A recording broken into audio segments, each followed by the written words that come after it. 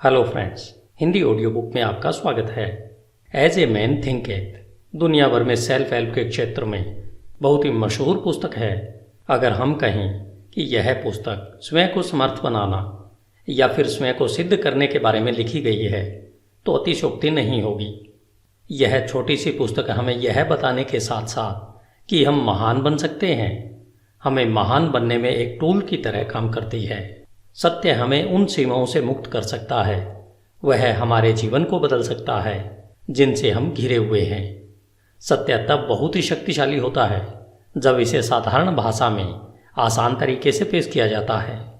James Allen हमें इस पुस्तक के माध्यम से स्पष्ट रूप से दिखाते हैं कि कैसे हम उस चाबी रूपी ज्ञान का प्रयोग करके जिस सफलता की हम कल्पना करते हैं उस महानतम सफलता को और उसे प्राप्त करने के तरीकों को खोल सकते हैं। इस पुस्तक को 7 अध्यायों में लिखा गया है जो बेहद सुंदर तरीके से एक दूसरे से जुड़े हुए हैं। जैसे पहला अध्याय है विचार और चरित्र, दूसरा अध्याय परिस्थितियों पर विचार का प्रभाव व तीसरा अध्याय है शरीर और स्वास्थ्य पर विचार का प्रभाव। इसी तरह से यह लयबद्ध तरीके से आगे बढ़ती है, वह आपको विचार शक्ति का पूरा परिचय करवाती है। यह पुस्तक आपको यह बताती है कि किस तरह हम अपने विचार रूपी यंत्र का प्रयोग कर सकते हैं। जेम्स कहते हैं कि हम वास्तव में वही हैं जो हम सोचते हैं। हमारा चरित्र हमारे विचारों का फल है। आप अपने भाग्य के निर्माता हैं। यह नियम परम सत्य है कि जो खोजेंगे उन्हें मिलेगा, जो दस्तक देंगे उनके लिए दरवाजे खुलेंगे, क्योंकि धैर्य, अभ्यास और निरंतर दृढ़ता के माध्यम से ही आप ज्ञान के मंदिर में दाखिल हो सकते हैं। जेम्स आगे कहते हैं कि आप तब तक परिस्थितियों के द्वारा नियंत्रित रहेंगे जब तक यह सोचते रहेंगे कि हम बाहरी परिस्थितियों से नियंत्रित होने वाले हैं। आपने अगर नेपोलियन हिल के द्वारा लिखित पुस्तक थिंक एंड ग्रो रिच पढ़ी है तो आपने महसूस किया होगा कि विचार की शक्ति कितनी महान है। विचार की शक्ति के माध्यम से क्या कुछ नहीं किया जा सकता है। जेम्स के सूत्रों को और अधिक समझने के लिए हमें इस पुस्तक को भी पढ़ना या इसकी ऑडियो बुक सुननी चाहिए। यह पुस्तक मूल रूप से एक कविता मन वह मूल शक्ति है जो हर कार्य को एक सांचे में ढालती है और बनाती है के रूप में शुरू होती है। बौद्ध मतानुसार शुरुआत में दी गई कविता उस पुस्तक का सार होती है। अगर आप उस कविता को समझ लेते हैं तो मान लीजिए आपने उस पुस्तक के सार को समझ लिया है और उसमें दी गई एक ऐसी चाबी को खोज लिया है जो आपकी प्रतिभा, शक्ति और जादू के ताले को खोल सकती है। जेम्स एलन द्वारा लिखित पुस्तक एज ए मैन थिंकेथ का एक उपहार के रूप में आनंद लें। यह छोटी सी पुस्तक अपने आप में एक महान खजाना लिए हुए आपके सामने है। धन्यवाद। HindiAudiobook.com। आपका दिन शुभ हो। Hello friends, Hindi audio book में आपका स्वागत है। आज हम जेम्स एलन के द्वारा लिखित पुस्तक एज ए मैन थिंकेथ सुन रहे हैं। जेम्स एलन का जन्म सन 1864 में इंग्लैंड के लिसेस्टर में हुआ था। उनके पिता का देहांत उनके बचपन में ही हो गया था, जिससे उन पर व उनके परिवार पर मुश्किलों का पहाड़ सा टूट पड़ा था। ऐसी परिस्थितियों में उन्हें मात्र 15 साल की आयु में ही पढ़ाई बीच में ही छोड़नी पड़ी थी। साल 1902 तक आते आते उन्होंने फैसला किया कि अब वे केवल लिखने का ही कार्य करेंगे। इस दौरान उन्होंने अपने लेखन कार्य को कॉन्ट्रैक्टर्स के माध्यम से भी किया। अपनी पहली पुस्तक फ्रॉम पॉवर्टी टू पावर पूरी करने के बाद वे इंफ्राकॉम, जो कि इंग्लैंड का दक्षिणी पश्चिम तट है, वहां पर आकर बस गए थे। जेम्स वहां अपनी मृत्यु पर्यंत साल 1912 तक रहे। जेम्स एलन ने अपने जीवन में 19 बेहद सफल व ज्ञानवर्धक पुस्तकें लिखी हैं। आज आप जिस पुस्तक एज ए मैन थिंकेथ को सुनने जा रहे हैं यह उनकी सर्वश्रेष्ठ पुस्तक मानी जाती है। यह पुस्तक विचार की शक्ति पर एक निबंध नहीं है, बल्कि ध्यान, खोज और अनुभव का बहुआयामी फल है। यह पुस्तक सभी स्त्रियों और पुरुषों को इस सत्य को खोजने में मदद करने की कुंजी है कि वे स्वयं खुद के निर्माता हैं। वे अपने सुख दुख व ज्ञान अज्ञान के मुख्य शिल्पकार उनके खुद के विचार ही होते हैं। इनका निर्माता उनका खुद का मन ही होता है। James Allen, Ilfracombe, England. अध्याय 1 विचार और चरित्र। HindiAudiobook.com। हम वैसे ही हैं जैसा हम अपने मन में सोचते हैं। इस मुहावरे ने केवल हमारे संपूर्ण अस्तित्व को ही नहीं समेटा है, बल्कि यह हमारे संपूर्ण जीवन की हर एक दशा, दिशा और परिस्थितियों पर पूर्ण रूपेण खरा उतरता है। हमारा चरित्र हमारे संपूर्ण विचारों का ही संपूर्ण फल है। हम वास्तव में वही हैं जो हम सोचते हैं। जैसे बिना बीज के एक पौधा नहीं उग सकता, उसी तरह हमारे विचारों में छिपे हुए बीजों के बिना हमारा कोई भी कर्म उत्पन्न नहीं हो सकता। यह सूत्र उन सभी कर्मों पर भी बिना शर्त लागू होता है जिन्हें हम स्वप्रेरित या अपूर्वयोजित या फिर जिन्हें सोच समझकर किया जाता है। विचारों का मूल कर्म है और यही हमारे सुख दुख का फल है। अतः हम जो भी फल पाते हैं, चाहे वो मीठे हों या कड़वे, ये सभी हमारे विचारों का ही परिणाम होते हैं। हम आज जो भी हैं वह सब हमारे मन में उत्पन्न होने वाले विचारों के द्वारा रचित और निर्मित हैं। यदि हम अपने मन में अज्ञान से ओत प्रोत बुरे विचारों को पनपने देते हैं और सदा उन्हें ही पालते रहते हैं, तो हम अपनी ओर दुख व दर्द को ही आकर्षित कर रहे हैं और जल्द ही हम दुख से घिरे होंगे, जो हमारे बुरे विचारों का ही परिणाम होगा। इसके विपरीत यदि हमारे मन में हम स्वस्थ और हितकर विचार रखेंगे, तो आनंद और सुख हमारा उसी तरह पीछा करेंगे जैसे धूप में परछाई हमारा पीछा करती है। पुरुष और स्त्री किसी नियम के द्वारा कौशल से रची रचना नहीं है, बल्कि ये तो एक उन्नति है। विचारों का जितना प्रभाव पूर्ण और दृढ़ परलोक में है, उतना ही प्रभाव इस भौतिक जगत में भी है। एक महान और ईश्वरीय चरित्र कोई संयोग से नहीं उत्पन्न होता, बल्कि वह लगातार सही ईश्वरीय विचार सोचने और उनसे लगातार संबंध बनाए रखने से संभव है। इसी प्रक्रिया के द्वारा नीच और पशुवृत्ति वाले मनुष्य लगातार पोषित किए जा रहे हैं, जो दुष्ट व घृणित विचारों का ही परिणाम है। हम खुद के विचारों के द्वारा ही अच्छे या बुरे इंसान बनते हैं। हमेशा हम अपने विचारों की शस्त्रशाला में उन शस्त्रों का संधान करते रहते हैं जिनका प्रयोग हम हमेशा अपने नाश के लिए करते रहते हैं। हम उन उपकरणों को भी बनाते रहते हैं जिनके द्वारा हम अपने जीवन को सुखद, आनंदमय और शांति में बनाते हैं। वह साथ ही साथ समाज को भी इसका लाभ देते हैं। हम सही विचारों के चुनाव से व उनके सच्चे प्रयोग के द्वारा दिव्यता और पूर्णता तक उठ सकते हैं। गलत या बुरे विचारों के प्रयोग के द्वारा हम पशु से भी नीचे स्तर तक गिर सकते हैं। इन दोनों चरम चरित्रों के बीच में ही सभी चरित्र स्तर होते हैं, जिनके निर्माता, कारीगर, पालक व स्वामी हम स्वयं होते हैं। इस युग की सबसे ऊर्जावान, ताकतवर, विश्वास से भरा हुआ दिव्य वचन और दिल को सुख देने वाला आत्मा से संबंधित यह सत्य है कि तुम अपने विचारों के मालिक, चरित्र को ढालने वाले, अपनी परिस्थिति, वातावरण और भाग्य के कारीगर और रचयिता खुद हो। शक्ति, बुद्धि और प्रेम की सत्ता और स्वयं के विचारों के स्वामी तुम खुद हो और तुम्हारे पास ही रूपांतरणकारी व पुनरुत्थान की शक्ति है, जिसके द्वारा तुम खुद को वो बनाते हो जो बनाना चाहते हो। हर परिस्थिति को नियंत्रित करने की चाबी तुम्हारे हाथों में है। तुम अपने हर हाल के स्वामी होते हो, यहां तक कि अपनी सबसे कमजोर और दुराचारी परिस्थिति के मालिक भी तुम खुद ही होते हो। उस समय तुम एक कमजोर और बेकार, मूर्ख घर के मालिक होते हो जो अपने परिवार को गलत ढंग से चला रहा होता है। जब तुम अपनी इस दशा के बारे में सोचते हो और उस सूत्र को जिससे तुम्हारा अस्तित्व है को अपनी पूरी ताकत लगाकर ढूंढते हो, तब तुम एक बुद्धिमान स्वामी के नजरिए से अपनी सभी शक्तियों को बुद्धिमत्ता पूर्वक निर्देशित करते हो और अपने विचारों को एक सुखद, फलदायी रूप देने लगते हो। इसे ही एक बुद्धिमान व जागरूक मालिक कहते हैं, जो अपने विचारों के नियमों को खोजकर अपने जीवन को सही दिशा देता है। इस प्रकार खोज, प्रयोग, आत्मविश्लेषण और अनुभव के द्वारा अपने विचारों के सूत्र खोजकर आप भी एक बेहतरीन मालिक बन सकते हैं। आप जानते हैं कि सोने और हीरे को खोजने के लिए गहन खनन करनी पड़ती है। इसी तरह तुम अपनी आत्मा की खान में गहरा खोदोगे, तभी अपने अस्तित्व से जुड़े हर सत्य जान पाओगे। यदि तुम अपने विचारों को देखो, नियंत्रित करो और उन्हें बदलते हो और दूसरों व अपने जीवन और परिस्थितियों में हो रहे बदलावों के कारण और प्रभावों को महसूस कर, देखकर धैर्यपूर्ण अभ्यास और परख करो। अपने हर अनुभव को, यहाँ तक कि हर दिल के छोटे छोटे बदलावों को भी स्वयं के बारे में आए बदलावों के बारे में जानने के लिए प्रयोग करो, जिससे समझ, बुद्धि और शक्ति जो तुम्हें प्राप्त हो रही है उसे महसूस करो। फिर तुम शायद बिना चूके इस सत्य को सिद्ध कर सकते हो कि तुम अपने चरित्र को बनाने वाले हो, अपने जीवन को सही सांचे में ढालने वाले हो और अपने भाग्य के निर्माता तुम ही हो।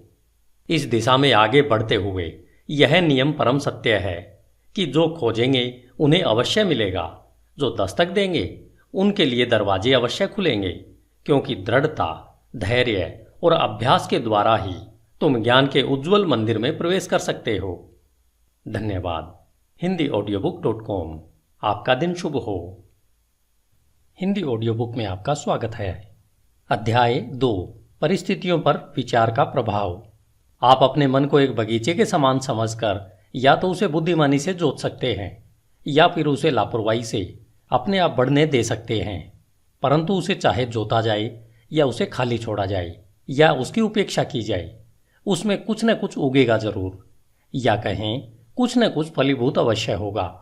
अगर उसमें कोई बीज नहीं बोए जाते तो अनावश्यक व बेकार के खरपतवार के बीज उसमें गिरते रहेंगे और वे उग आएंगे। एक माली अपने बगीचे में अनावश्यक खरपतवार को समय समय पर निकालता रहता है और उसमें वही फल फूल और पेड़ पौधे आदि लगाते हैं जिसकी माली को चाह होती है या कहें आवश्यकता होती है। हमें भी अपने मन रूपी बगीचे को एक माली की तरह लगातार देखभाल करते रहना चाहिए। अशुद्ध, बेकार, अनावश्यक और अनुचित विचारों को पहचान कर अपने मन से निकाल फेंकना चाहिए। वह आवश्यक, शुद्ध, उपयोगी और उत्पादक विचारों को फलों और फूलों की तरह सहेज कर उनकी उचित प्रकार से देखभाल करते रहना चाहिए। इस प्रक्रिया का पालन करते हुए उचित समय अवधि में आप जान पाओगे कि आप ही अपनी आत्मा के प्रमुख माली और रक्षक हो। आप ही अपने जीवन के निर्देशक हो। आप ही अपने अंदर विचारों के नियमों को प्रकट कर पाते हो। आप ही हमेशा बढ़ती सत्यता से यह भी समझ पाते हो कि कैसे आपके विचार की शक्तियां और मन के अन्य घटक आपके सच्चे चरित्र, सकारात्मक परिस्थितियां और उज्जवल भाग्य का निर्माण करने के काम में लगे हुए हैं। विचार और चरित्र एक समान होते हैं क्योंकि माहौल और परिस्थितियों के द्वारा ही चरित्र निर्मित होता है और प्रकट होता है। इस प्रकार आप हर समय यह देखेंगे कि आपके जीवन की बाहरी परिस्थितियां आपके अंतर्मन के विचारों से परस्पर जुड़ाव और तालमेल में रहेंगी। इसका मतलब यह बिल्कुल नहीं है कि हर समय जैसी आपकी परिस्थिति है वह आपके पूरे चरित्र को ही दर्शाती रहती है। इसका अर्थ यह है कि वे परिस्थितियां आपकी विचारधारा के किसी आवश्यक पहलू से उस समय के लिए इतना करीब से जुड़ी हुई हैं कि वे आपकी प्रगति के लिए आवश्यक हों। आज आप जिस भी स्थिति में हैं वह सब आपकी सत्ता के नियमों के कारण ही हैं। आपको इस जगह आपके विचार ही लेकर आए हैं। आपके जीवन की संरचना में संयोग नाम की कोई चीज नहीं है। जो भी है वह उस नियम का ही परिणाम है जो अचूक है। यह बात उनके लिए उतनी ही सही है जो अपनी परिस्थितियों के साथ तालमेल में कमी का अनुभव करते हैं, जितना कि उनके लिए जिन्हें लगता है कि वे परिस्थितियों से संतुष्ट हैं। एक प्रगतिशील और जागरूक सत्ता के रूप में आप जहां पर हो वहां इसलिए हो कि आप उससे सीख कर आगे बढ़ सको। जैसे आप परिस्थिति में निहित आध्यात्मिक शिक्षण को सीख लेते हो, वह निकल जाती है और दूसरी परिस्थितियों के लिए जगह बनाती है। जब तक आप यह विश्वास करते रहोगे कि आप बाहरी परिस्थितियों द्वारा प्रभावित प्राणी हो, तब तक आप परिस्थितियों की मार खाते रहोगे। लेकिन जब आपको यह अनुभव होगा कि आप एक रचनात्मक शक्ति हो और उस छिपी हुई भूमि और बीज जिससे परिस्थितियां पनपती है पर अपना अधिकार जमा सकते हो, तब आप सही मायने में अपने खुद के स्वामी बन जाते हो। आत्म परीक्षण और आत्म संयम का अभ्यास करने वाले सभी लोग यह जानते हैं कि परिस्थितियां विचारों से ही उत्पन्न होती है। उन्होंने यह देखा है कि उनकी परिस्थितियों में फेरबदल उनकी मानसिक स्थिति में फेरबदल से सीधे अनुपात में होता है। यह सही है कि जब आप उत्सुकता से अपने विचारों की कमियों को दूर करने में स्वयं को लगा लेते हो, तब आप बहुत जल्दी प्रगति करते हैं और बहुत सारे परिवर्तनों से जल्दी ही गुजरते हैं। हर विचार रूपी बीज जिसे मन में विचारों के माध्यम से बोया जाता है वह अच्छी उपज ही देगा और देर सवेर किसी न किसी कार्य के रूप में फलता फूलता है। वह उसमें परिस्थिति रूपी फल अवश्य लगते हैं। अच्छे विचार अपने अनुरूप अच्छे फल और बुरे विचार हमेशा बुरा ही फल देते हैं। परिस्थितियों का बाहरी जगत विचार के आंतरिक जगत का निर्माण करता है। किसी इंसान को अच्छाई की चरम सीमा तक ले जाने के लिए प्रिय व अप्रिय बाहरी परिस्थितियों के वे मुख्य घटक हैं। आप अपने बोए की फसल काटने वाले स्वयं होने के नाते कष्ट और आनंद दोनों का ही अनुभव करते हो व उनसे सीखते हो। जिन्हें आप अपने पर हावी होने देते हो, ऐसी आंतरिक इच्छाओं, आकांक्षाओं और विचारों का अनुसरण करते हुए अपने जीवन की बाहरी परिस्थितियों के रूप में उनकी पूर्णता तक पहुंचते हो। उन्नति और अवनति के नियम सब जगह लागू होते हैं। कोई भी व्यक्ति जब अवनति के निचले स्तर पर या जेल जाता है तो परिस्थिति की क्रूरता के कारण नहीं, बल्कि अपने तुच्छ विचारों और निम्नतम इच्छाओं के द्वारा जाता है। एक सच्चे मन वाला व्यक्ति एकाएक ही किसी बाहरी शक्ति के दबाव में आकर अपराध से नहीं घिर जाता। उसके मन में आपराधिक सूक्ष्म विचार गुप्त रूप से पनप रहा होता है, जो अवसर मिलते ही अपनी पूरी शक्ति से प्रकट होता है। परिस्थितियां व्यक्ति को नहीं बनाती, बल्कि उस व्यक्ति का विचार जैसा है उसके लिए वैसी परिस्थिति प्रकट करती है। सिवाय हमारे स्वयं के बुरे इरादों के ऐसी कोई भी परिस्थिति नहीं होती जो हमें बुराइयों या कष्ट की ओर नीचे ले जा सके। इसी प्रकार ऐसी भी कोई स्थिति नहीं हो सकती जो हमारी बिना अच्छी और सफल आकांक्षाओं को निरंतर उपजाए हमें पुण्य, सफलता और उससे जुड़े आनंद की ओर ऊपर न उठाए।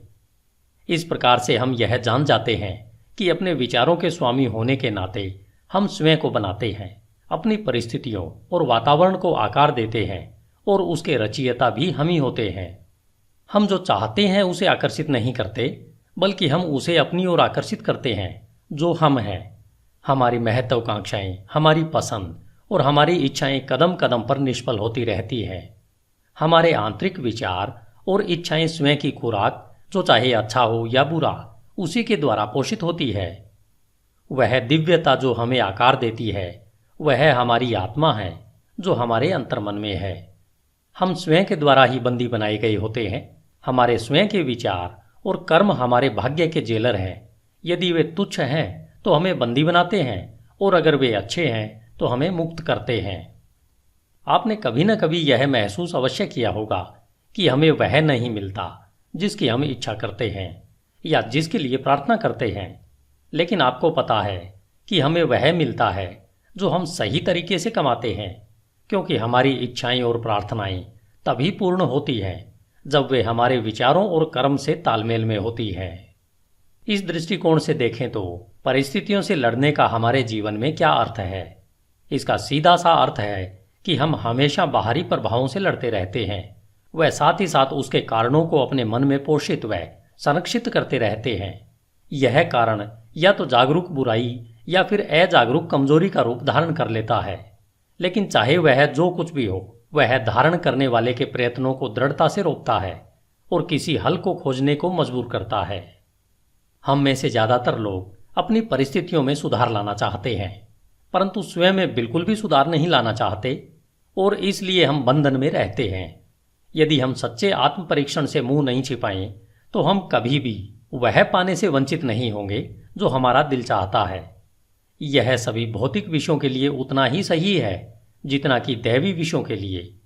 यदि हम केवल संपत्ति प्राप्त करना चाहते हैं तो अपने लक्ष्य को पाने से पहले हमें अपने महान व्यक्तिगत त्याग करने के लिए तैयार होना चाहिए, और हम में से वे सशक्त और शांत जीवन चाहते हैं उनके लिए तो कितना और कुछ करना होगा।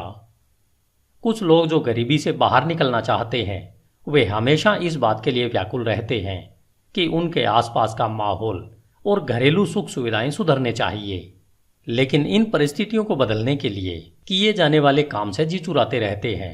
वे मानते हैं कि अपने मालिक जहां वे काम करते हैं उसे धोखा देते रहते हैं, क्योंकि उन्हें लगता है कि उन्हें बहुत कम तनख्वाह मिलती है, इसलिए वे जो कर रहे हैं वह सही है। ये लोग इस साधारण से मूलभूत सिद्धांत को नहीं समझ पा रहे हैं जो कि सच्ची समृद्धि का आधार है, और न केवल अपनी गरीब स्थिति से बाहर निकलने के लिए योग्य हैं, बल्कि बुरी परिस्थितियों के बारे में सोच सोचकर उसे वास्तव में अपने जीवन में आकर्षित कर लेते हैं। ऐसे लोग कमजोर, आलसी और हमेशा भ्रमित विचारों में जी रहे होते हैं। कुछ अमीर लोग हैं जो पेटुपन की वजह से लगातार दर्दनाक बीमारियों से ग्रस्त हैं। वे इन बीमारियों से छुटकारा पाने के लिए ढेर सारा पैसा खर्च तो करना चाहते हैं, परंतु ज्यादा खाने की आदत को बदलने के लिए तैयार नहीं है। वे ज्यादातर चटपटे और मजेदार खाने की अपनी इच्छा को हमेशा संतुष्ट करना चाहते हैं और अच्छा स्वास्थ्य भी चाहते हैं। ऐसे लोग अच्छे स्वास्थ्य के लिए अयोग्य हैं क्योंकि उन्होंने स्वस्थ जीवन के पहले सिद्धांत को अभी तक नहीं सीखा है। कुछ मालिक हैं जो गलत रास्ते से धन कमाकर अमीर और ज़्यादा अमीर होना चाहते हैं, जिसके लिए वे चालाकी से सही वेतन न देकर ज़्यादा काम करवाना चाहते हैं। ऐसे मालिक समृद्धि के बिल्कुल योग्य नहीं है।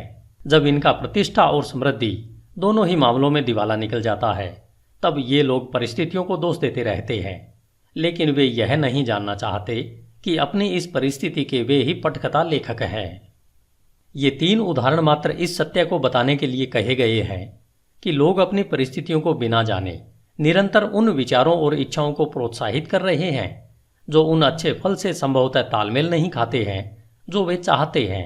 वे ऐसा करते हुए अच्छे फल को निरंतर निष्फल कर रहे हैं।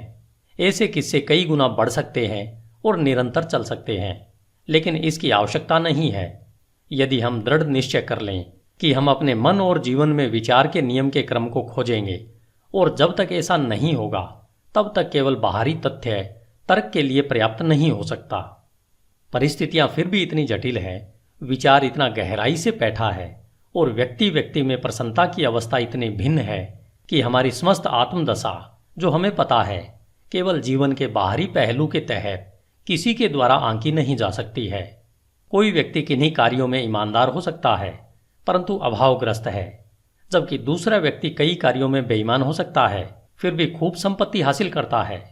और इसका अधिकतर मतलब निकाला जाता है कि कोई व्यक्ति इसलिए असफल होता है क्योंकि वह ईमानदार है और दूसरा व्यक्ति इसलिए सफल है कि वह बेईमान है। और यह सतही निर्णय के फलस्वरूप होता है, जो यह मान लेता है कि बेईमान व्यक्ति लगभग पूरी तरह से भ्रष्ट है और ईमानदार व्यक्ति लगभग पूरी तरह से पुण्यात्मा है। गहन ज्ञान और विस्तृत अनुभव के आधार पर यह निर्णय गलत माना जाता है। बेईमान व्यक्ति में भी कुछ ऐसे प्रशंसनीय गुण हो सकते हैं जो दूसरों में नहीं है, और ईमानदार व्यक्ति में कुछ ऐसे दुर्गुण हो सकते हैं, चाहे सूक्ष्म ही क्यों न हो, जो दूसरों में नहीं होते हैं। ईमानदार व्यक्ति अच्छे विचारों और कर्मों के कारण अच्छा फल पाते हैं, परंतु अपने दुर्गुणों के कारण कष्ट का भी अनुभव करते हैं। बेईमान व्यक्ति उसी तरह से कष्ट या हर्ष का अनुभव करता है। मानव अहम को यह मानना अच्छा लगता है कि व्यक्ति अपने सद्गुणों के कारण कष्ट में होता है, परंतु जब तक हम अपने मन से हर रोगी, कटु और अशुद्ध विचार को निकाल नहीं फेंकते हैं और अपनी आत्मा से हर अस्वस्थ दाग को साफ नहीं कर देते हैं, तब तक हम उस स्थिति में नहीं हो सकते हैं जहां हम यह जान पाएं और घोषित कर पाएं कि हमारा कष्ट हमारे बुरे विचारों के कारण है, न कि हमारे अच्छे गुणों के फलस्वरूप है। उस परम पूर्णता के पथ पर पहुंचने से बहुत पहले हमें अपने जीवन और मन में कार्यशील उस महान नियम का पता चल जाएगा जो पूर्णतः न्याय संगत है, जो बुरे के बदले अच्छा या अच्छे के बदले बुरा नहीं देगा। जब हमें ऐसा ज्ञान होता है तब हम यह जान पाते हैं अपने पूर्ण के अज्ञान और अंधेपन को देखते हुए कि हमारा जीवन अभी और सदा से ही न्याय संगत रहा है। हमारे पूर्व के सारे अच्छे या बुरे अनुभव हमारे विकसित होते हुए फिर भी अविकसित आत्मा के ही उचित परिणाम है। अच्छे विचार और कर्म कभी भी बुरे परिणाम नहीं दे सकते, और इसके विपरीत भी इतना ही सही है कि बुरे विचार और कर्म कभी अच्छे सुखद परिणाम नहीं दे सकते। हम प्रकृति जगत में इस नियम को भलीभांति जानते हैं और समझते हैं।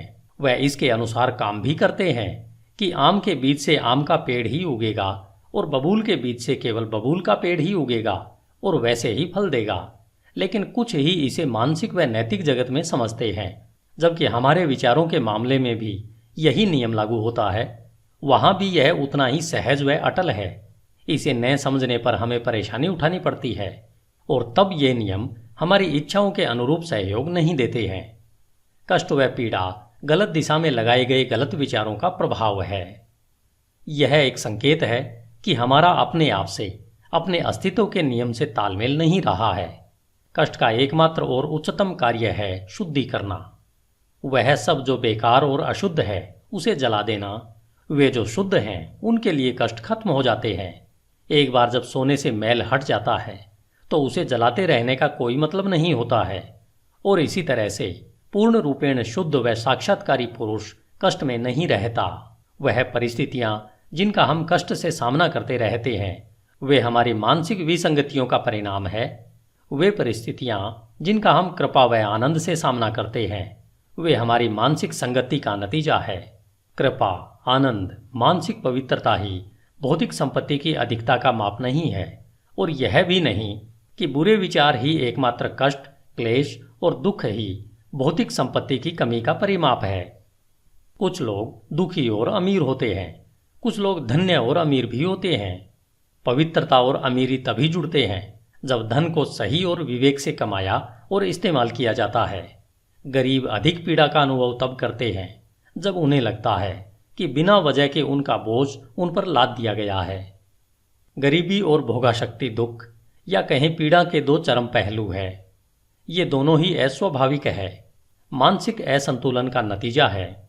जब तक हम खुश, स्वस्थ और समृद्ध नहीं होते, तब तक हमारी सही अवस्था नहीं होती।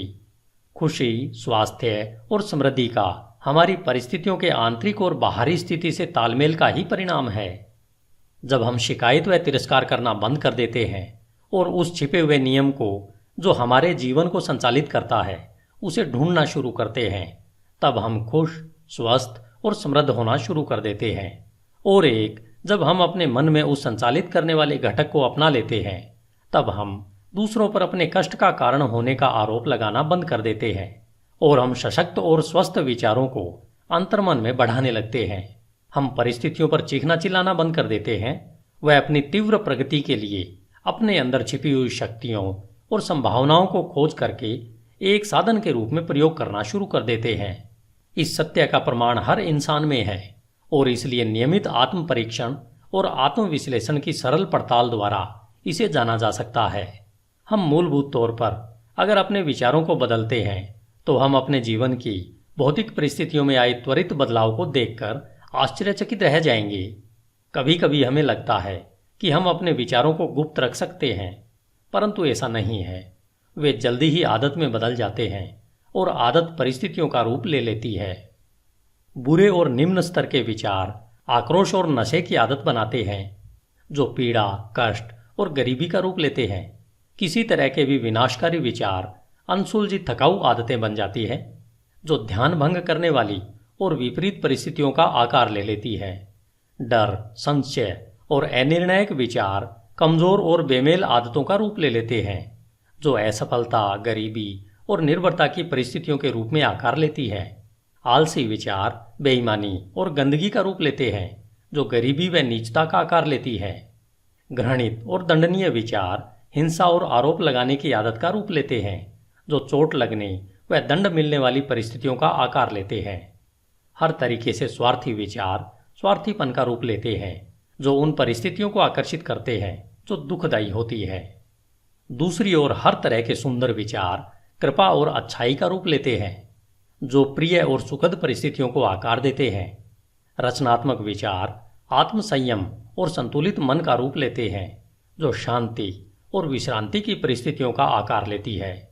साहस, आत्मनिर्भरता और निर्णय के विचार सशक्त और फलदायी आदतों का रूप लेते हैं, जो सफलता, प्रचुरता और मुक्ति की परिस्थितियों को आकार देती है। ऊर्जापूर्ण विचार सफाई पसंद व उद्यमी आदतों को आकार देती है। मृदुल व क्षमाशील विचार मृदुलता की आदत का रूप लेते हैं, जो सुरक्षित व स्वस्थ परिस्थितियों को आकार देती है। प्रेमपूर्ण और निस्वार्थ विचार दूसरों के लिए स्वयं को भूल जाने की आदत का रूप लेते हैं, जो निश्चित और स्थायी प्रचुरता व सच्ची समृद्धि की परिस्थितियों को आकार देती है। लंबे समय तक एक ही तरीके की विचारधारा, चाहे वह अच्छी हो या बुरी, चरित्र और परिस्थितियों पर अपना प्रभाव अवश्य छोड़ती है। हम अपनी परिस्थितियां प्रत्यक्ष तरीके से नहीं चुन सकते, लेकिन अपने विचारों को चुन सकते हैं और इस तरह अप्रत्यक्ष रूप से अवश्य ही परिस्थितियों को आकर्षित कर सकते हैं। प्रकृति हमारे साथ है, हमारे अपने द्वारा काम करती है, जिससे कि हम इन विचारों का आनंद उठा सकें, जिन्हें हम पोषित करते हैं, और ऐसे अवसर प्रस्तुत होते हैं जो जल्दी ही अच्छे और प्रभावशाली विचारों को सतह पर ले आते हैं। जैसे ही हम अपने नकारात्मक और विनाशकारी विचारों को त्यागते हैं, पूरा संसार हमारे प्रति मधुर हो जाता है और हमारी मदद करने को तैयार हो जाता है। जैसे ही हम अपने कमजोर और दूषित विचारों से दूर जाने लगते हैं, हर तरफ ऐसे अवसर उमड़ने लगते हैं जिससे कि हमारे सशक्त संकल्प को मदद मिले। जैसे ही हम अच्छे विचारों को बढ़ावा देते हैं तो कोई भी दुर्भाग्य हमें शर्म और कष्ट से नहीं घेरता है। संसार हमारा बहुरूपदर्शी कैलिडोस्कोप है और हर क्षण जिन विभिन्न रंगों को प्रस्तुत करता है वे हमारे सतत उभरते विचारों के अद्भुत चित्र हैं। धन्यवाद। HindiAudiobook.com। आपका दिन शुभ हो। Hello friends, Hindi audio book में आपका स्वागत है। अध्याय 3, शरीर और स्वास्थ्य पर विचार का प्रभाव।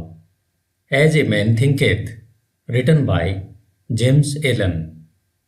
हमारा शरीर हमारे मन के आदेशों का अक्षरशः पालन हमेशा एक सेवक की तरह करता है। यह मन के हर क्रियाकलापों का पालन करता है, चाहे फिर वे सोच विचार कर चुने गए हों या स्वतः प्रकट हुए हों। मन के दूषित, नकारात्मक व बुरे विचारों के कारण हमारा शरीर बीमार पड़ जाता है, जिससे हम पतन की ओर अग्रसर होते हैं। और अगर हमारे मन में खुश, सुंदर, स्वस्थ और सकारात्मक विचार हैं तो इनकी आज्ञा पर हमारा शरीर सुंदर, सफल और यौवन से भरपूर सुसज्जित हो जाता है। रोग और स्वास्थ्य की भी परिस्थितियों की तरह हमारे विचारों में जड़ें होती है। रोगग्रस्त विचार अपने लिए आपके शरीर को बीमार बना लेंगे। समय समय पर हुई रिसर्च में यह पाया गया है कि डर के विचार व्यक्ति को उतनी ही जल्दी मार डालते हैं जितनी जल्दी एक बंदूक की बुलेट। वे लाखों लोगों को निरंतर इसी तरह धीरे धीरे मार रहे हैं।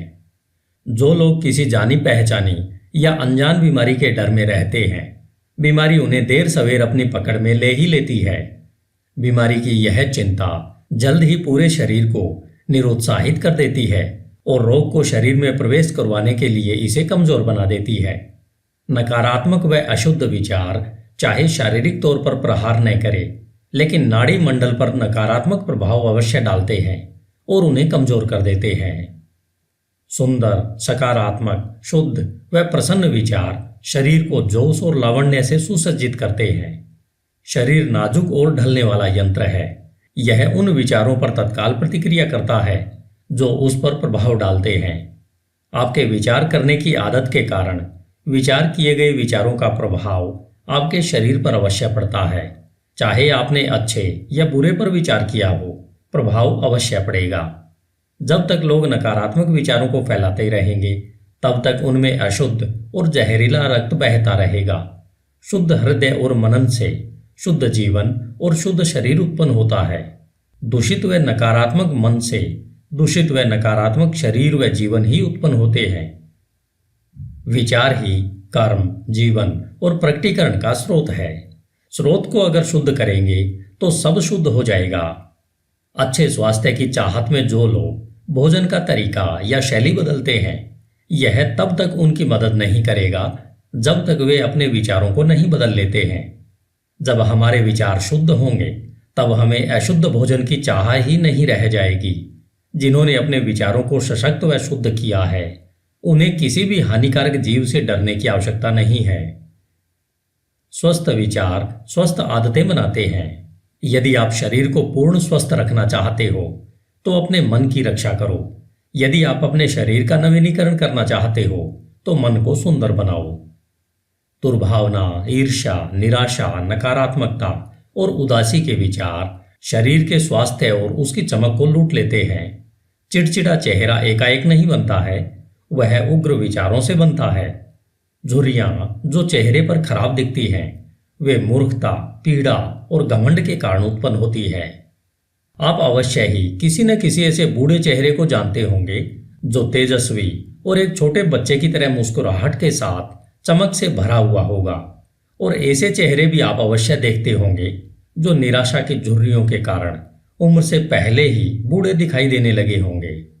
एक चेहरा खुशी व सकारात्मकता का व दूसरा चेहरा नकारात्मकता व बुरे निराशाजनक विचारों का परिणाम है। एक सशक्त शरीर, चमकीला, खुश और शांत चेहरा तब तक ही रह सकता है जब तक आप अपने मन में हर्ष, सद्भावना और शांत विचारों को आने की खुली छूट देते हो। बुजुर्ग लोगों के चेहरों पर सहानुभूति की झुर्रियां होती है जो सशक्त और शुद्ध विचारों से बनती है, लेकिन बहुत सी नकारात्मक भावनाओं द्वारा भी बनती है। इनमें हम तब तक फर्क नहीं कर सकते जब तक उनके विचारों को न जान लें। जिन्होंने धर्मसंगत जीवन जिया है उनका जीवन एक अस्त होते सूर्य की तरह शांतिपूर्ण, स्तब्ध और मृदुल हो चुका होता है। हाल ही में मैंने एक दार्शनिक को उनकी मृत्युशैया पर देखा। वो उम्र के अलावा बूढ़े नहीं थे। उनकी मृत्यु उतनी ही मीठी और शांतिपूर्ण थी जितना उनका जीवन था। शारीरिक बीमारियों को दूर भगाने के लिए खुश दिल विचारों से अच्छा कोई डॉक्टर नहीं है। दुख और शोक की काली परछाई को हटाने के लिए सद्भावना जैसी तसल्ली देने वाली कोई चीज नहीं हो सकती। सदा दूसरों के बारे में बुरा सोचना, द्वेष रखना, शक करना और ईर्ष्या के विचार रखना ऐसा ही है जैसा स्वनिर्मित जेल में रहना। परंतु सबके बारे में अच्छा सोचना, सबके साथ खुश रहना, धैर्य के साथ यह सीखना कि उनमें केवल अच्छाई ही देखना, ऐसे निस्वार्थ विचार स्वर्ग की ओर ले जाते हैं। दिन प्रतिदिन हर प्राणी के प्रति शांति के विचार रखना आप में अद्भुत शांति लाएंगे। धन्यवाद। HindiAudiobook.com। आपका दिन शुभ हो। As a man thinketh, written by James Allen. अध्याय 4, विचार और उद्देश्य। HindiAudiobook.com। जब तक कोई भी विचार उद्देश्य के साथ नहीं जोड़ा जाता तब तक कोई भी प्रतिभा पूर्ण उपलब्धि नहीं बनती। बहुत से लोग अपने उच्चतम विचार जीवन के सागर में दिशाहीन गति से बहने देते हैं। जीवन में विचारों की दिशाहीनता बहुत बुरी होती है। अगर जो लोग विपत्ति और विनाश से दूर रहना चाहते हैं तो उनको इस प्रकार बहने से स्वयं को रोकना होगा। जिनके जीवन में कोई मुख्य उद्देश्य नहीं होता वे बहुत ही जल्दी तुच्छ चिंताओं, डर, परेशानियों और अपने प्रति दया रखने के भाव से ग्रस्त हो जाते हैं और ये सभी कमजोरी के लक्षण होते हैं। ये ठीक वैसे ही असफलता, अप्रसन्नता और कमी की ओर ले जाते हैं जैसे सोच समझकर आयोजित किए गए अपराध होते हैं, क्योंकि कमजोरी शक्ति विकसित करने के ब्रह्मांड में टिक नहीं सकती। हमें एक न्यायसंगत उद्देश्य के बारे में विचार करना चाहिए। वह उसे यथार्थ बनाने के लिए कार्यशील होना चाहिए। हमें अपने उद्देश्य को विचारों के केंद्र में रखना चाहिए। उद्देश्य बनाते समय हमारी प्रकृति कैसी है उसके अनुसार वह आध्यात्मिक या फिर भौतिक लक्ष्य का रूप ले सकता है। परंतु वह जो भी हो, हमें उस उद्देश्य पर दृढ़ता से अपनी विचार शक्ति को केंद्रित करना चाहिए। हमें इस उद्देश्य को अपना उच्चतम कर्तव्य बनाकर उसकी प्रगति के लिए स्वयं को समर्पित कर देना चाहिए। वह अपने विचारों को क्षणिक रुचियों, चाहतों और कल्पनाओं के पीछे नहीं भागने देना चाहिए। यह आत्मसंयम का राजसी मार्ग है और विचार की सच्ची एकाग्रता है। यदि हम बार बार अपने उद्देश्य को पाने में असफल हो रहे हैं तो यह तब तक होता रहता है जब तक हम अपनी कमजोरी से ऊपर नहीं उठ पाते हैं और इससे हम चरित्र के सामर्थ्य को प्राप्त करते हैं। वह सच्ची सफलता का मापदंड होता है। वह यह भविष्य के सामर्थ्य और विजय की नई शुरुआत होती है। जिनका कोई महान उद्देश्य नहीं होता है उन्हें अपने विचारों को कर्तव्य के अचूक प्रदर्शन पर केंद्रित करना चाहिए, फिर चाहे उनका कार्य कितना ही छोटा क्यों न दिख रहा हो। केवल इसी तरीके से विचारों को एकत्रित करके केंद्रित किया जा सकता है। वह संकल्प और ऊर्जा को विकसित किया जा सकता है। इसे सिद्ध करने के बाद ऐसा कोई भी लक्ष्य नहीं रह जाता है जिसे प्राप्त नहीं किया जा सकता हो। कमजोर आत्मा अपनी कमजोरी को जानते हुए और इस सत्य में विश्वास रखते हुए कि सामर्थ्य प्रयत्न और अभ्यास द्वारा विकसित की जा सकती है, वह तुरंत ही प्रयत्नशील हो जाती है और प्रयत्नों द्वारा सदा विकसित होती रहती है और अंत में दिव्य रूप में सशक्त हो जाती है। जैसे शारीरिक तौर पर कमजोर लोग सतर्क और धैर्यपूर्ण प्रशिक्षण द्वारा अपने आप को सशक्त बना सकते हैं, वैसे ही कमजोर विचार वाले लोग सही सोच का अभ्यास करके अपने आप को सशक्त बना सकते हैं। दिशाहीनता व कमजोरी को दूर करके किसी भी उद्देश्य के साथ सोचना उन सशक्त लोगों की श्रेणी में पहुंचना है जो कि सफलता प्राप्ति के लिए एक मार्ग के रूप में पहचानते हैं और जो सब परिस्थितियों को अपने अनुकूल बनाते हैं और जिनके विचार सशक्त हैं, वे बिना किसी डर से कोशिश करते हैं और कुशलता से उसे प्राप्त करते हैं। अपने लक्ष्य निर्धारण के बाद हमें मानसिक तौर पर उसको प्राप्त करने का एक सीधा मार्ग बिना दाएं बाएं देखे तैयार करना चाहिए। अपने अंदर छुपे हुए संशय व डर को शक्ति से निकाल फेंकना चाहिए। ये वे विच्छेदक तत्व हैं जो प्रयत्न की सीधी रेखा को तोड़कर उसे तिरछा, अप्रभावी व बेकार बना देते हैं। संशय और डर के भाव के विचारों से कभी कुछ भला नहीं हो सकता है। वे हरदम असफलता की ओर ले जाते हैं। उद्देश्य, ऊर्जा, करने की शक्ति और सभी सशक्त विचार तब रुक जाते हैं जब मन में संशय और डर के विचार घुस जाते हैं। कुछ करने की इच्छा इस ज्ञान से उभरती है कि हम कुछ कर सकते हैं। संशय और भय ज्ञान के सबसे बड़े शत्रु हैं और वह लोग जो उसे बढ़ावा देते हैं उन्हें मारते नहीं, बल्कि वे हर कदम पर निष्फल होते रहते हैं। जिन्होंने संशय और भय पर विजय पा ली है उन्होंने असफलता को जीत लिया है। उनका हर विचार सामर्थ्य से जुड़ा हुआ है और सभी परेशानियों का साहस के साथ सामना कर उन्हें बुद्धिमानी से वश में किया जा सकता है। उनके उद्देश्य वातावरण के हिसाब से बोए जाते हैं और वे ऐसे फल फूल देते हैं जो समय से पहले नहीं गिर जाते हैं। बिना किसी भय के उद्देश्य से जुड़ा हुआ विचार रचनात्मक शक्ति बन जाता है। वे जो यह जानते हैं वे तैयार हैं भटकते विचारों और उतरते चढ़ते संवेदनाओं की गठरी से ज़्यादा कुछ उच्चतम और सशक्त बनने के लिए जो यह करते हैं। अपने विचारों को अपने उद्देश्य के साथ जोड़ते हैं। वे अपनी मानसिक शक्ति के जागरूक और बुद्धिमान शासक बन जाते हैं। धन्यवाद। HindiAudiobook.com। आपका दिन शुभ हो।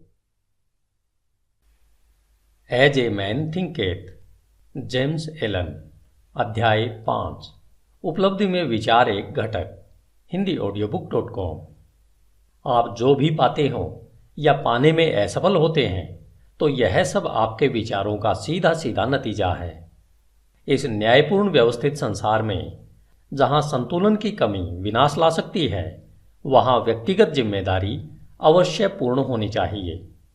आपकी ताकत या कमजोरी, सफलता या असफलता, जय या पराजय, सुख या दुख जैसी कोई भी दशा केवल आपकी ही है, किसी दूसरे की नहीं है। जैसा आप सोचते हैं वैसे ही आप हो। जैसा आप सोचते रहते हैं वैसे ही आप बन जाते हैं। सशक्त लोग कमजोर लोगों की मदद तब तक नहीं कर सकते जब तक कमजोर लोग मदद लेने के लिए तैयार नहीं होते। जिस मजबूती को वे दूसरों में देखते हैं उन्हें अपने प्रयत्नों के द्वारा उस सामर्थ्य को विकसित करना होगा। केवल और केवल हम खुद ही अपनी दशा को बदल सकते हैं। दबाने वाले व दबने वाले वास्तव में अपने आप को सताने में सहयोगी होते हैं, बल्कि देखने में यह लगता है कि वे एक दूसरे को सता रहे हैं। पूर्ण ज्ञान कर्म के नियम को दबाने वाले की कमजोरी में और दबाने वाले की दुष्प्रयुक्त शक्ति में देखता है। पूर्ण प्रेम दोनों के कष्ट को देखकर किसी का भी हनन नहीं करता। पूर्ण करुणा दबाने वाले और दबने वाले दोनों को ही अपनाती है। जिन्होंने कमजोरी पर विजय पा ली है और सभी स्वार्थी विचारों को त्याग दिया है, जो न तो अत्याचारी हैं और न ही वह जिन पर अत्याचार हो रहा है, वे मुक्त हैं। कुछ पाने से पहले, जो चाहे सांसारिक वस्तुएं हों, हमें अपने विचारों को अति भोगवादी होने से ऊपर उठाना चाहिए। हमें सफलता पाने के लिए सभी स्वार्थों को नहीं तो कुछ को तो छोड़ना ही होगा। अगर हमारे सभी विचार भोगवादी हैं, जिससे हम न तो ठीक प्रकार से सोच सकते हैं और न ही ठीक योजना बना पाते हैं, इसलिए हम ज्यादातर क्षेत्रों में असफल होते हैं। हमने अभी तक अपने विचारों को प्रभावशाली तरीके से नियंत्रित नहीं किया है और इसलिए हम गंभीर जिम्मेदारियों को अपनाने के योग्य नहीं होते। हम न तो अकेले कोई कार्य करने में स्वतंत्र हैं और न ही अकेले खड़े रहने में। हमने जो विचार चुने हैं हम उनके द्वारा सीमाबद्ध हैं। बिना त्याग के न तो प्रगति हो सकती है न कोई उपलब्धि मिल सकती है। वह हमारी सांसारिक सफलता इस बात के सीधे अनुपात में होगी कि हमने किस हद तक स्वार्थी भोगाशक्त विचारों पर काबू पा लिया है और अपने मन को अपनी योजनाओं के विकास और अपने संकल्प और आत्मविश्वास को सशक्त करने में लगाया है। हम जितनी उच्चता अपने विचारों में लाएंगे उतने ही ज्यादा धर्म संगत, सही और आदर्शवादी हम बन पाएंगे और उतनी ही ज़्यादा हमारी सफलता होगी। वह हमारी उपलब्धियां उतनी ही अधिक आशीर्वादित व स्थायी होंगी। लोभी, बेईमान व दुष्ट इंसान का साथ ब्रह्मांड कभी नहीं देता, लेकिन सरसरी तौर पर लग सकता है कि ऐसा हो रहा है। वह ईमानदार, उदार हृदय व पुण्यात्मा की मदद करता है। समस्त योगों के महान शिक्षकों ने यह अलग अलग तरीके से दुनिया को बताया है कि इसको जानने व सत्य साबित करने के लिए आपको विचारों को उच्च करके अपने आप को पुण्यात्मा बनाने में कार्यरत रहना है। बौद्धिक उपलब्धियां ज्ञान की खोज या जीवन और प्रकृति में सुंदरता व सत्य की खोज में अर्पित विचारों का नतीजा है। ऐसी उपलब्धियां कई बार महत्वाकांक्षाओं व अभिमान से जोड़ी जा सकती हैं, परंतु वे इन विशेषताओं का परिणाम नहीं है, वरन लंबे और कठिन परिश्रम का व शुद्ध और निस्वार्थ विचारों का स्वाभाविक नतीजा है। आध्यात्मिक उपलब्धियां पवित्र महत्वाकांक्षाओं की सिद्धि है। जो लोग लगातार पुण्य व उच्च विचारों की भावना रखते हैं, जो उन सब पर चिंतन करते हैं जो शुद्ध व निस्वार्थ हैं, सूर्य और चंद्र की पूर्णता की तरह अवश्य ही अपने चरित्र में पुण्यात्मा व ज्ञानी बनते हैं और एक प्रभावशाली और धनी स्थिति तक ऊपर पहुंचते हैं। हम संसार में उच्च सफलता पा सकते हैं और आध्यात्मिक लोक में भी उच्च स्थिति तक उठ सकते हैं, और दंभी, स्वार्थी व दूषित विचारों को अपने में समाकर हम कमजोर और दुर्भाग्यशाली स्थिति में गिर सकते हैं। सही विचार द्वारा प्राप्त विजय को केवल सार्थकता द्वारा ही बनाए रखा जा सकता है। जब सफलता मिलना तय होता है तो बहुत से चूक जाते हैं और शीघ्र ही असफलता को चखते हैं। समस्त उपलब्धियां चाहे व्यापार, बौद्धिक या आध्यात्मिक जगत में हो, निश्चित रूप से निर्देशित विचारों का फल है और उसी नियम के अधीन है और उसका वही तरीका है। फर्क सिर्फ प्राप्ति के लक्ष्य में है। वे जिन्हें बहुत कम मिलता है उन्हें थोड़ा त्याग भी करना चाहिए, और जो ज्यादा प्राप्त करते हैं उन्हें ज्यादा त्याग करना चाहिए। वे जिन्हें उच्चतम मिलता है उन्हें महान त्याग करना चाहिए। धन्यवाद। HindiAudiobook.com। आपका दिन शुभ हो। As a man thinketh, James Allen. अध्याय 6। परिकल्पनाएं और आदर्श। स्वप्न देखने वाले इस संसार के मसीहा हैं। जिस तरह से दृश्य जगत अदृश्य द्वारा पोषित है, उसी तरह मानवता सभी परीक्षाओं, गलतियों और कष्ट में उसके योगी स्वप्न देखने वालों की सुंदर परिकल्पनाओं द्वारा पोषित होती है। मानवता अपने स्वप्न दृष्टाओं को भूल नहीं सकती। वे उनके आदर्शों को ऐसे ही फीका पड़कर मर जाने नहीं दे सकती। वह उनमें रहती है। वह उन्हें वास्तविकताओं जैसा मानती है, जैसे कि एक दिन वह उन्हें देखेगी और जान पाएगी। संगीतकार, मूर्तिकार, चित्रकार, कवि, पैगंबर, ऋषि ये जगत के परे की दुनिया के बनाने वाले हैं, स्वर्ग के शिल्पकार हैं। यह जगत सुंदर है क्योंकि ये इसमें रहते हैं। उनके बिना श्रमकारी मानवता मिट जाएगी। जो अपने हृदय में एक सुंदर परिकल्पना को व उच्च आदर्श को संजोते हैं, एक दिन उसे साकार कर पाएंगे। कोलंबस ने एक दूर देश की कल्पना को संजोया था और उसने उसे खोज निकाला। कोपरनिकस ने संसारों की अनेकता और एक विस्तृत ब्रह्मांड के होने की परिकल्पना को पोषित किया था और उसने उसे प्रकट भी किया। भगवान बुद्ध ने निष्कलंक सुंदरता और पूर्ण शांति के आध्यात्मिक जगत की परिकल्पना को संजोया था और उन्होंने उसमें प्रवेश भी किया। अपनी परिकल्पनाओं को पोषित करो, अपने आदर्शों को पोषित करो। तुम्हारे हृदय में जो संगीत उमड़ता है, मन में जो सुंदरता रूप लेती है, तुम्हारे सूक्ष्मतम विचारों को जो खूबसूरती लपेटती है, उसे पोषित करो, क्योंकि उन सब में से हर्षपूर्ण परिस्थितियां और स्वर्गपूर्ण वातावरण पनपेंगे और बढ़ेंगे। यदि तुम इनके प्रति सच्चे रहो तो तुम्हारे संसार का अंततः निर्माण होगा। चाहने से तुम पाओगे, आकांक्षा रखने से प्राप्त करोगे। क्या हमारी निम्नतम इच्छाओं को संतुष्टि का पूर्ण माप मिले और हमारी शुद्धतम आकांक्षाएं पोषण की कमी से नष्ट हो जाएं। ब्रह्मांडीय नियम ऐसा नहीं है। ऐसी दशा में चीजों को प्राप्त नहीं किया जा सकता। मांगो और तुम्हें मिल जाएगा। उच्च स्वप्न देखो और जैसे तुम स्वप्न देखोगे तुम वैसे बन जाओगे। तुम्हारी परिकल्पना उसका वचन है जो तुम एक दिन बन जाओगे। तुम्हारे आदर्श उसकी भविष्यवाणी है जिसे तुम अंत में पर्दा उठाकर देख सकोगे। मानव उपलब्धियां सबसे पहले और लंबे समय तक एक स्वप्न थी। ओक का वृक्ष मंजू फल में छिपा होता है, चिड़िया अंडे में पलती है और आत्मा की उच्चतम परिकल्पना में जागृत देवदूत चलते हैं। स्वप्न वास्तविकता के बीज हैं। तुम्हारी परिस्थितियां हो सकता है प्रतिकूल हों, परंतु वे ऐसा लंबे समय तक नहीं रहेंगी। यदि तुम एक आदर्श को मन में रखकर उसे पाने के लिए जी जान लगा दो, बाहर शांत खड़े रहकर तुम अंतर में यात्रा नहीं कर सकते। एक युवती है और एक युवक है। दोनों ही गरीबी और काम के बोझ तले दबे हुए हैं। लंबे समय तक अस्वस्थ वातावरण वाली वर्कशॉप में बंद, अशिक्षित और सभी प्रकार की शिष्टताओं से कोसों दूर। परंतु दोनों ही बेहतर जिंदगी के सपने देखते हैं और वे बुद्धि, कृपा, शिष्टता और सुंदरता की कल्पना करते हैं। वे मानसिक तौर पर एक आदर्श जीवन परिस्थिति की कल्पना करते हैं, एक विस्तृत स्वतंत्रता की परिकल्पना करते हैं और एक बड़ी आकांक्षा उन पर हावी हो जाती है।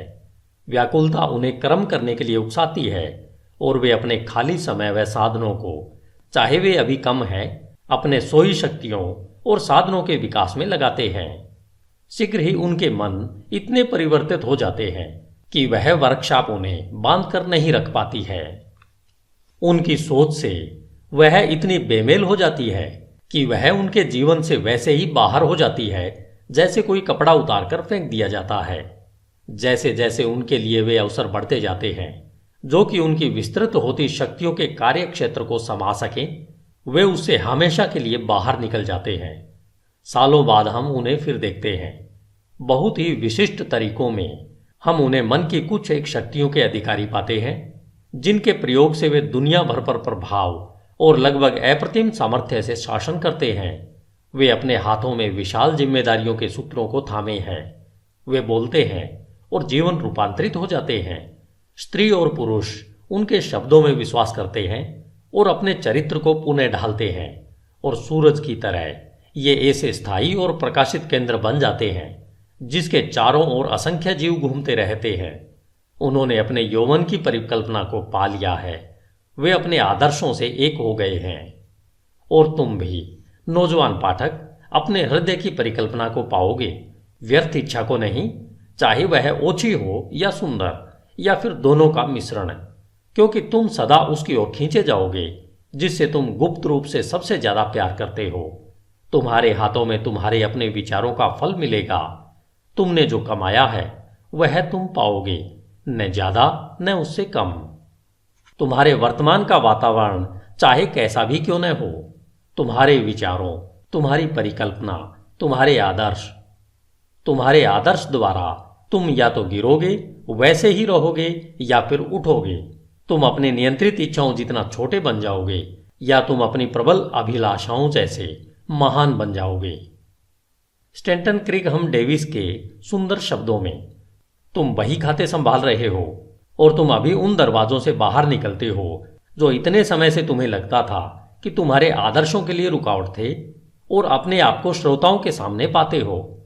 पेन अभी भी तुम्हारे कान पर अटका है, उंगलियों पर शाही के धब्बे हैं, और तभी उसी क्षण में तुम्हारे अंतर में प्रेरणा की वर्षा होने लगती है। तुम बकरियों को चरा रहे होते हो और शहर में घूमते हुए पहुंच जाते हो, फटे मुंह देहाती की तरह, और आत्मा के निर्भय मार्गदर्शन में तुम एक गुरु के आश्रम में पहुंच जाते हो।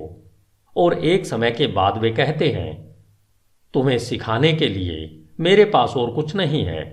अब तुम स्वयं गुरु बन गए हो, जो थोड़े समय पहले तक बकरियां चराते हुए महान कार्यों के घटने के स्वप्न देखा करता था। बेपरवाह, अज्ञानी और आलसी केवल चीजों के लिए प्रत्यक्ष प्रभाव को देखते हुए, न कि स्वयं चीजों को, भाग्य, किस्मत और संयोग के बारे में बात करते हैं। किसी को धनवान बनता देखकर कहते हैं, कितना भाग्यशाली है। किसी को सुप्रसिद्ध विद्वान बनता देख वे आश्चर्य से कहते हैं, उस पर कितनी कृपा दृष्टि है। और किसी साधु प्रवृत्ति वाले व्यक्ति और उसका अन्य लोगों पर प्रभाव पड़ते देखकर वे टिप्पणी करते हैं, देखो किस्मत कैसे हर कदम पर उसका साथ दे रही है। वे उन परीक्षाओं, असफलताओं और संघर्ष को नहीं देखते जो इन स्त्री पुरुषों ने अनुभव पाने के लिए सहर्ष स्वीकारा है।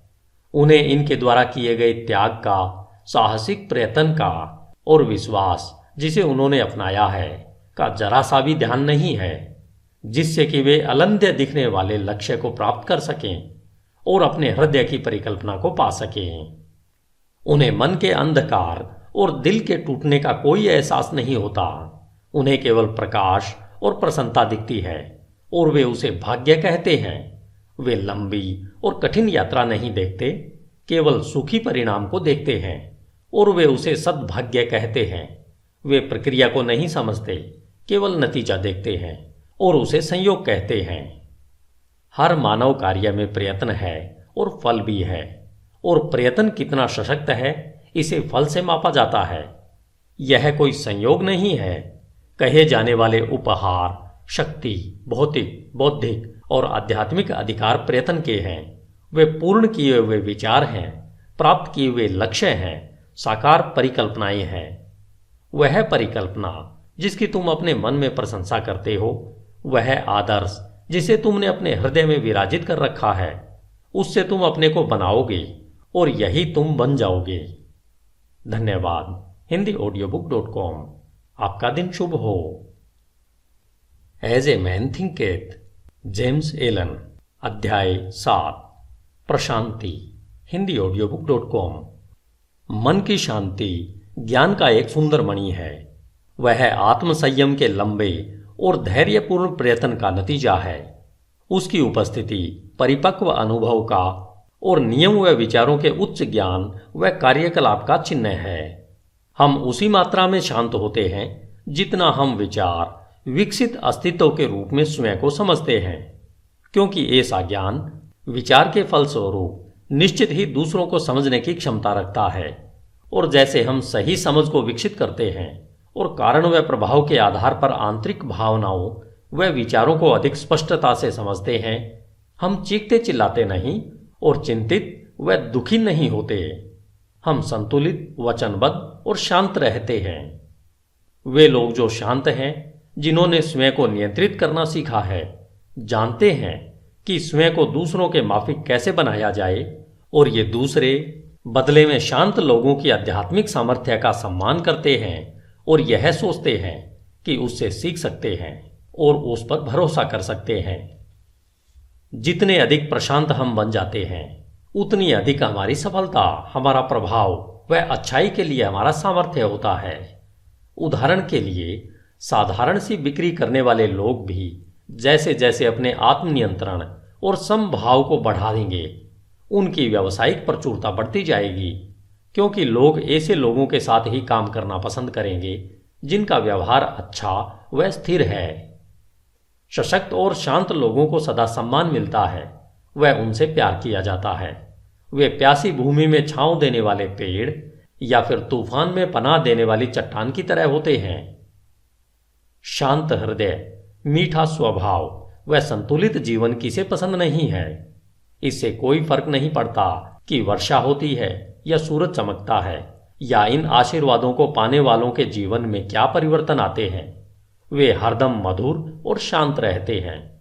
वह चरित्र की विशिष्टता जिसे शांतता कहते हैं, संस्कृति का आखिरी सबक है। वह जीवन का फूलना है, आत्मा का फलना है। वह ज्ञान की तरह मूल्यवान है और उसकी सोने से भी ज्यादा कामना करनी चाहिए। हाँ, उत्कृष्ट सोने से भी ज्यादा। पैसे को पाने की चाह कितनी तुच्छ लगती है जब उसकी तुलना एक शांत जीवन, जो सत्य के सागर में लहरों के नीचे आंधी तूफान की पहुंच से परे शाश्वत शांति में बसता है। हम ऐसे कितने ही लोगों को जानते हैं जो अपने जीवन को अप्रिय बना लेते हैं, जो अपने विस्फोटक गुस्से के कारण वह सब जो मधुर और सुंदर है उसे तबाह कर देते हैं, जो अपने चरित्र की शिष्टता का नाश कर देते हैं और मनमुटाव पैदा कर देते हैं। यह एक प्रश्न है कि क्या बड़ी मात्रा में लोग अपने जीवन को तबाह नहीं करते हैं, और क्या वे नासमझी और आत्मनियंत्रण की कमी के कारण अपने जीवन की खुशियों को मार नहीं देते। हम अपने जीवन में ऐसे कितने कम लोगों से मिलते हैं जो शांत होते हैं, जिनमें अद्भुत शिष्टता होती है, जो कि एक परिपक्व चरित्र की विशेषता है। हाँ, अनियंत्रित गुस्से से मानवता आवेश में आती है, अनियंत्रित दुख से उत्तेजित हो जाती है, व्यग्रता और संयम से प्रभावित होती है। केवल वे ज्ञानी जिनके विचार नियंत्रित व शुद्ध हैं, आत्मा की तेज हवाओं और तूफानों व हवा को काबू में ला सकते हैं। तूफान में डांवाडोल आत्मा, चाहे तुम कहीं भी क्यों न हो, चाहे किसी भी परिस्थितियों में क्यों न रहते हो, यह जानती है कि जीवन के समुद्र में पवित्रता के द्वीप मुस्कुरा रहे हैं और तुम्हारे आदर्शों का उजला किनारा तुम्हारे आने का इंतजार कर रहा है। विचारों की पतवार को अपने हाथों में कसकर पकड़ कर रखो। तुम्हारी आत्मा के जहाज में प्रबल स्वामी आराम करता है, वह केवल सोता है, उसे जगाओ। आत्मनियंत्रण सामर्थ्य है, सही विचार श्रेष्ठता है, शांतता शक्ति है। अपने हृदय से कहो, शांत रहो, स्थिर रहो। धन्यवाद। HindiAudiobook.com। आपका दिन शुभ हो।